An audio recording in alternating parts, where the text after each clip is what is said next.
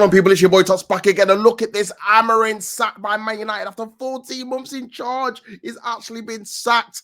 You guys, what do you think of this? What do you make of this shocking news? After the sacking of Maresca only a couple of days ago, Amorim follows suit. So yeah, here it is. Manchester United have sacked manager Ruben Amorim with Darren Fletcher set to take charge for Wednesday's Premier League game against Burnley. Obviously, there was rumours in the air after that kind of outburst Ruben Amorim made yesterday after the 1-1 draw away to Leeds, saying that he's the manager and not the head coach, and he's going to be ready to leave when the contract is up.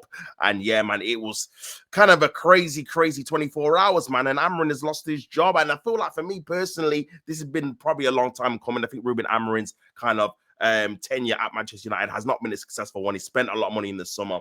The football albeit improved a little bit, but not from the standards and level that Manchester United are expected, especially after the terrible season they had last season, finishing 15th in the Premier League and losing the Europa League final that could have got them back into the Champions League against Tottenham Hotspur of all teams. So yeah, he didn't have a great tenure at all, man, and I feel like this is probably the best move in the end. But yeah, on Friday, Amorim hinted that his relationship with the club officials was strained, suggesting he would not be fully backed in the transfer market. And now, I did say, not to toot my own horn, I did say that this would happen. I remember having a conversation with Colin, shout out Colin, about, I don't know, 7-8 months ago, when I think before they even lost the Europa League final. And I did say that, for me, after what I've seen, Ruben Amorim is not the right guy for Manchester United. Like, look, I'm a rival fan, so I don't really have any kind of invested interest in it. But looking from the outside in, I just felt like this guy has not proven that he could work with the players that he's got. And at Manchester United, you're not going to get every player that you want from every transfer window. You've seen it before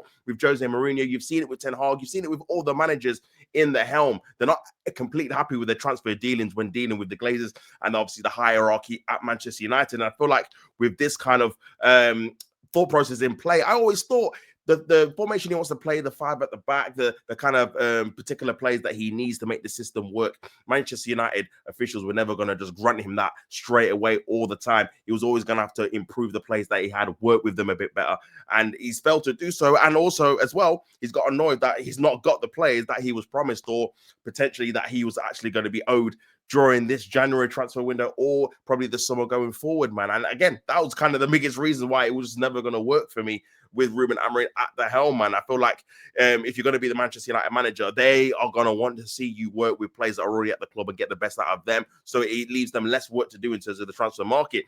I don't think they were ever going to let him get 200, 300 million every single transfer window until he gets it right. I just don't think they were ever in a position to do that. So yeah, going into it, says following the 1-1 draw with Leeds on Sunday, the Portuguese aimed another dig at senior United figures, stated he wanted to work as a manager, not a coach, and was ready to leave when his contract expired in 18 months' time. Less than 24 hours later, the club announced that Amorim had departed his role as head coach of Manchester United after 14 months in charge. With Manchester United sitting 6th in the Premier League, the club's leadership has reluctantly made the decision that it's the right time to make the change. This will give the team the best opportunity of the highest possible Premier League finish. The club would like to thank Ruben for his contributions to the club and wishes him well for the future. Amorim's coaching staff have also left Manchester United as well. Sources told BBC Sport that the club felt there had not been significant evidence of evolution or progress this season under Ruben Amorim. I did say, man, like I said, and I caught him from last season, man. I just didn't see enough from him in terms of the way he was, his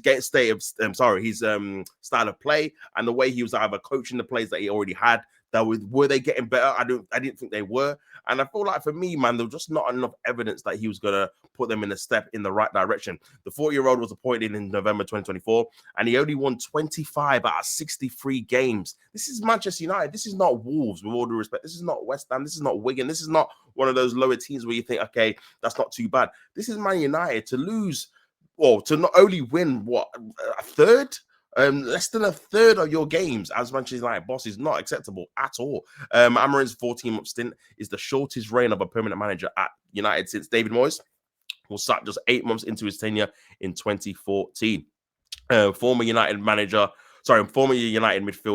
Fletcher is currently the under-18s head coach and was the club's technical director between 2021 and 2024, but he has never held a senior coaching position. Now, we've been here before in terms of Manchester United hiring these kind of interim. Obviously, everybody remembers Ollie, and he ended up getting the job permanently. So, yeah, man, it's looking like he's probably going to take the job until the end of the season. Now, do I think that's the right decision? I think potentially yes, because We've been here before last season when they sacked Ten Hag mid-season, tried to rush and get an interim in.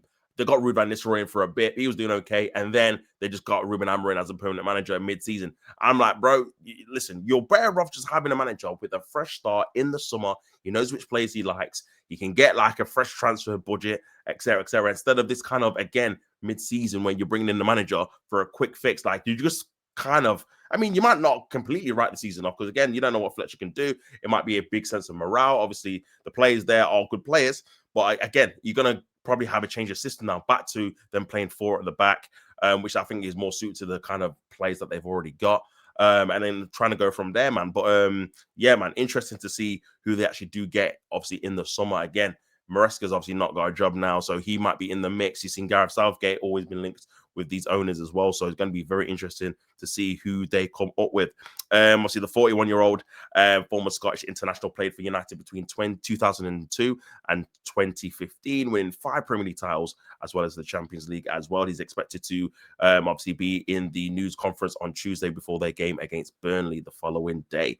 The situation has become untenable. When Manchester United appointed Amorim as head coach, note the title, they viewed it as a progressive decision, bringing in someone who would work in the modern structure and develop as he went along. Amorim had a good relationship with the players, but despite multiple times in private and public saying his tactics would evolve from the 3-4-3 formation he used at Sporting, it never happened, much to the disappointment of who ran the club. This was brought into sharp focus on December 30th, when 4 days after changing to a back four for the first time in a 1-0 win over Newcastle, he reverted to a back three against Wolves, which obviously resulted in a 1-1 draw against Wolves, man, which is at home as well, which is crazy, to be honest with you, because obviously they're one of, if not the worst team in Premier League history.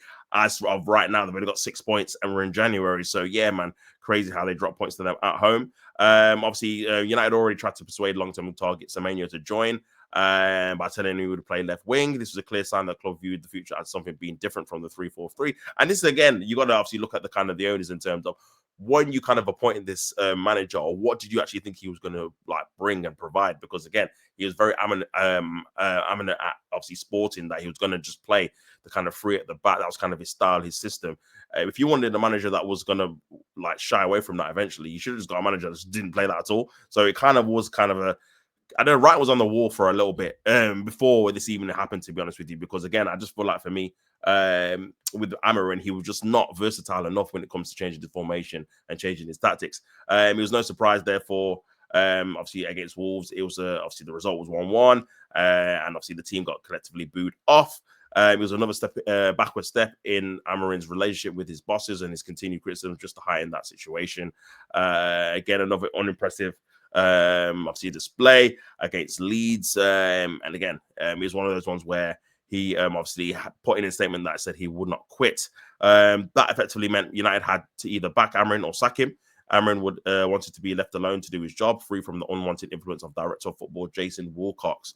But what Amorim felt was interference, United believe was normal feedback, which has been repeatedly resisted. The situation has become untenable. United are 6th in line with preseason expectations, with the squad many both inside and outside of Old Trafford could deliver much better results than they've been getting with a few simple tactical tweaks. And obviously, this is his tenure, his record at Manchester United: 63 games. He only won 25, drawn 15, lost 23, scored 122, conceded 114. That's abysmal, to be honest with you. Like, the fact you've lost 23 games out of 63, man, for Man United is really, really bad. In January 2024, Amorim described his team as maybe the worst in the 147-year history of the club. They ended the season 15th in the Premier League, United's lowest top flight finish since they were relegated in 1974. That is, bro, these are not great stats, man. These are terrible, really. United did reach the Europa League final, but lost to Tottenham, and obviously missed out in their place in Europe for the first time since 2014-15. Amorim spent £216 million on new signings.